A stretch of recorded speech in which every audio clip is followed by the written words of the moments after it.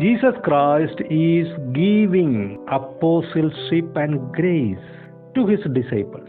Grace is something like lifting a disciple from the state of valley or from the plain ground of spirituality to the top of mountain of spirituality, to show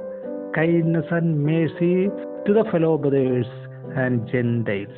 On the contrary, for the apostleship, he is guiding disciples through the valley of death to experience divine light and divine power, to execute God's plan over evil power of this world, and to save